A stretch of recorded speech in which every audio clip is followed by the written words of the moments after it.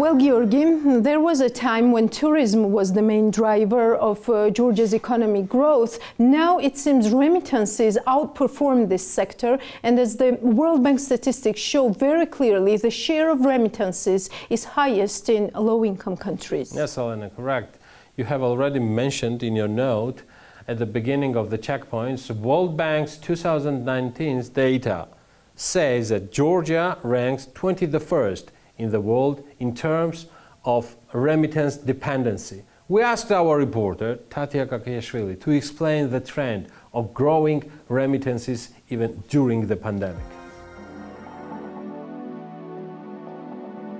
According to the World Bank's 2019 data, Georgia ranks 21st place in the world in terms of remittances. It turns out that 12.92% of the country's economy is generated by remittances sent by Georgian citizens working abroad. World Bank statistics are based on 2019 data. At that time, Georgia received $1.73 billion in remittances. As Eva Bochorishvili, the head of Galt and Taggart research department, says, this ranking is not surprising because for years, remittances have presented significant social and economic implications for Georgia. Inflows of remittances are one of the major sources of foreign currency inflows for the country, and overall it also shows that with little employment opportunity in the country, Georgian workers seek employment overseas. This international migration is domestic labor market pressures because, as you know, Georgia has large pool of unskilled labor force, and there is like big skills mismatch in the country. Eva Bochorishvili tells us several reasons to explain this growth of remittances even during the pandemic year.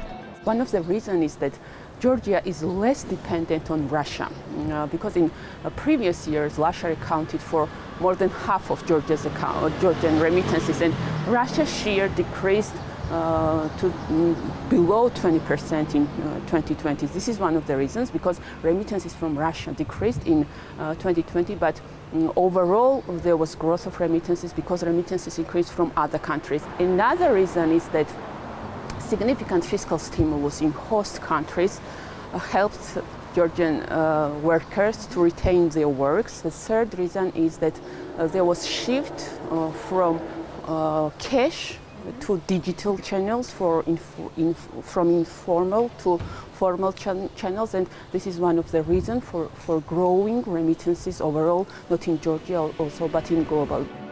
Otar Nadaraia, chief economist of TBC Capital, supports this idea and adds that from one perspective this is positive. However, he also highlights some challenges.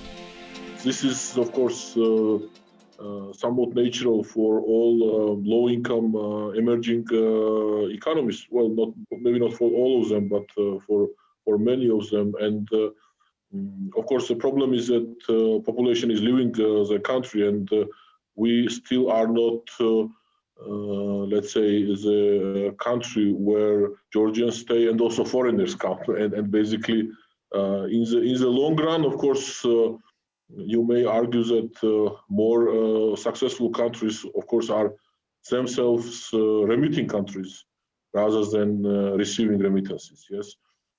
So basically, we can argue there is certainly positive, but also negative.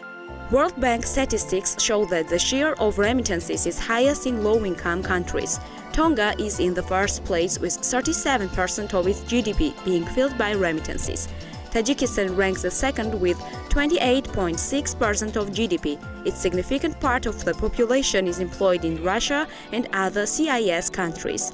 Like Georgia, Ukraine and Armenia depend on more than 10% of their economy for remittances.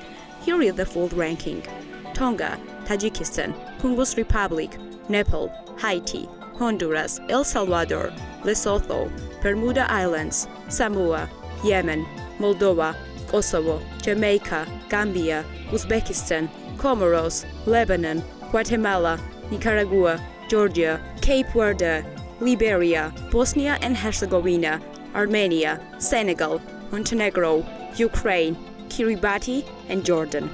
This year, Georgia received the largest remittances of $194 million in April, which was 145% more than in April 2020. We are BMG. Follow and subscribe for business and economics news.